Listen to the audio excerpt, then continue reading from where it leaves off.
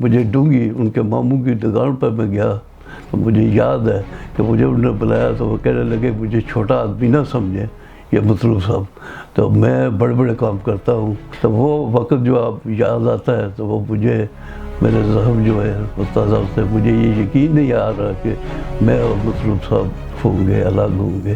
انقلابی صاحب کا ہر بندے کو صدمہ ہے. آپ ان کے دوست بھی تھے، بیوں جیسے تھے. وہ کیسے انسان تھے انقلابی صاحب؟ وہ اس میں مطلوب صاحب میں وہ جو ہے ان کی سوجھ بوجھ، وہ جو طور طریقہ ہے وہ سب سے بیسٹ. یہ اسٹوڈنٹ بھی وہ الگ تھلگ تھے. انقلابی صاحب اور راجہ اسلم مرحوم اور آپ لوگ کب ملے اور کیسے؟ وہ تو جو ہے ہمارا 75 کا جو الیکشن تھا تو وہ ہمارا کا آزاد تھا تو ہم لبریشن لیگ کے ٹکٹ پہ الیکشن لڑے. ساتھ لے آتے تھے مطلوب صاحب کو، وہ ہماری گاڑی میں اناؤنس کرتے تھے لبریشن لیگ کا انتخابی نشان لارڈ لینڈ، پہلا نشان محمد اسلم خان. انقلابی صاحب کی اس وقت عمر کیا تھی جب جیپ میں؟ میرا خیال ہے 12-13 سال کی ہو. 12-13 سال. تو ان کو اتنا کانفیڈنس ہوتا تھا؟ اس وقت بھی اپنے آپ پر وہ کانفیڈنس تھا.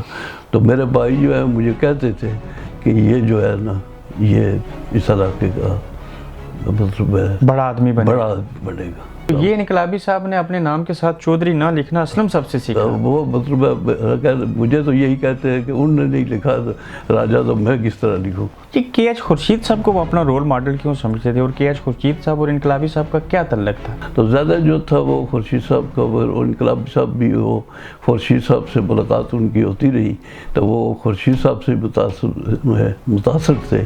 جو یا ایون سیاست سمیت آپ سے مشورہ لیتے تھے اس پرانے تعلق کی بنیاد کے اوپر کہ میں کوریٹا سے الیکشن لڑوں گا، میں یہ کروں گا، ایسے کروں گا؟ وہ چھوٹی چھوٹی باتوں پہ بھی ہم دونوں بحث کرتے تھے. ان میں کیا بڑی خوبی تھی آپ کے لئے؟ ان میں اور میرے بھائی میں ایک ہی خوبی تھی کہ ہم پارٹی تو ایک میں تھے لیکن ہمارا اپوزیشن کے ساتھ، ہمارے جو مخالفین ہیں ان کے ساتھ بھی ہمارا تعلق جو ہے. کبھی کسی نے ان کو سیاسی طور پہ کسی اور پارٹی نے آفر کیا آپ ہمارے ساتھ آ جائیں اور وہ نہ گئے ہوں؟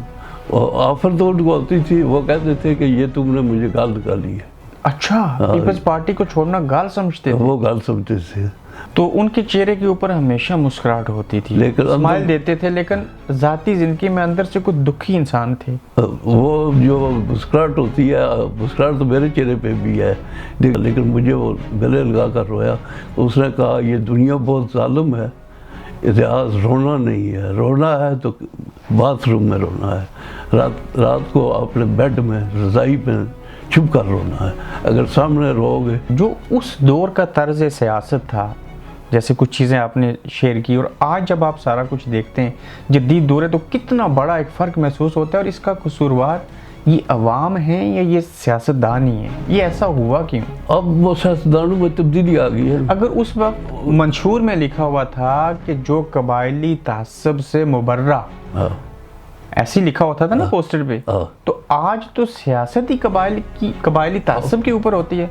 یہ تک خورشید صاحب کے متعلق بات کہتا ہوں، یعنی کہ مہاراجہ رنجیت سنگھ اور ہری سنگھ کے دور کی جو وہ چیزیں تھیں، مالیہ سسٹم، اس کو کے ایچ خورشید صاحب نے ختم کیا. مالیہ صدارکیوں صاحب نے ختم کیا، لیکن بنیادی بات جو ہے انکل، جب ذوالفقار علی بھٹو صاحب پہلی بار منگلہ آئے، بہت بڑا ایک تاریخی جلسہ ہونے جا رہا تھا، ہوا بھی تھا، اس میں آپ کا کیا کردار ہے ذاتی طور پہ؟ آپ کا ذاتی یہ ہے کہ وہ صدر بن کر آئے تھے.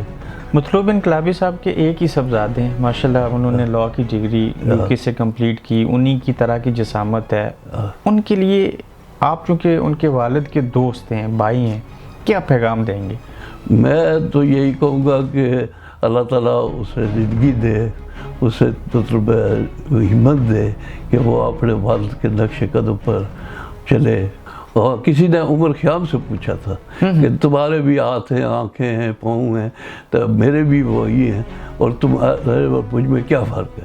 تو عمر خیام نے یہ جواب دیا تھا کہ تیرے جیسے جو ہیں وہ ہزاروں پیدا ہوتے ہیں روز، ہزاروں مرتے ہیں، لیکن عمر خیام جو ہے وہ صدیوں میں ایک ہی پیدا ہوتا ہے. کوئی شک نہیں اس میں. تو وہ اب جو ہے یہ خورشید صاحب ہوئے، میرے بھائی ہیں، مطلوب انقلابی ہیں، یہ صدیوں میں پیدا ہوں گے، ان کی یادیں رہیں گی لیکن یہ ہمیں ملے گی نہیں. یہ بات اس طرح ہے کہ یہ اور بھی ہے سلسلہ کہ مجھے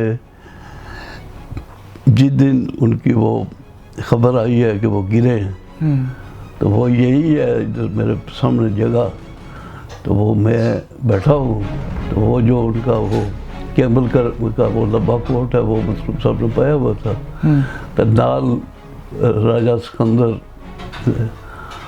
وہ پھٹے والے سکندر خان تھے, تو نال ہی میرا عزیز اسے بھی وہ کنٹرولر میرپور یونیورسٹی کا بھنڈلی کا ہے رفیق, وہ میرا عزیز ہے, اسے بھی کنٹرولر جو ہے مطلوب صاحب نے ایجوکیشن منسٹر لگایا تھا, تو وہ بھی ساتھ تھا.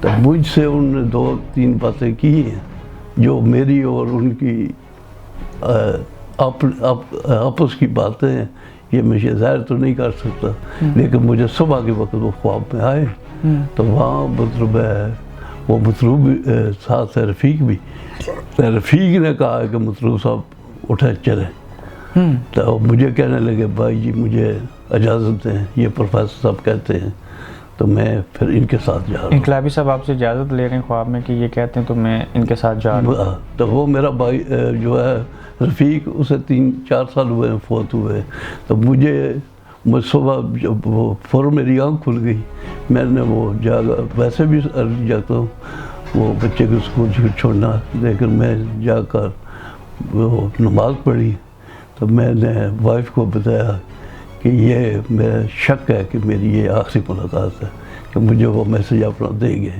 تو میں نے پھر فون پر ٹرائی کی لیکن میرا رابطہ نہیں ہو سکا. پھر نہیں رابطہ ہو سکا. اگر ان سے رابطہ ہوتا تو کچھ اور بات کرتا, لیکن وہ میرا عزیز جو ہے وہ ان کو ساتھ لے گیا, جس کا مطلب یہی تھا کہ وہ بھی جو مطلوب صاحب تھے وہ بھی انقلابی صاحب کے دوست تھے.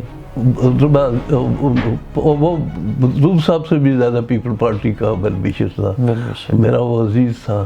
اور میں آپ سے بھی تجدید کرتا ہوں, آپ کے دوست تھے, بھائیوں جیسے تھے, اللہ پاک ان کی مغفرت کرے, اور آپ نے بہت وقت دیا مجھے, بہت شکریہ. مہربانی آپ کی. آپ دیکھ رہے ہیں گورکھ دھندا ابرار قریشی کے ساتھ.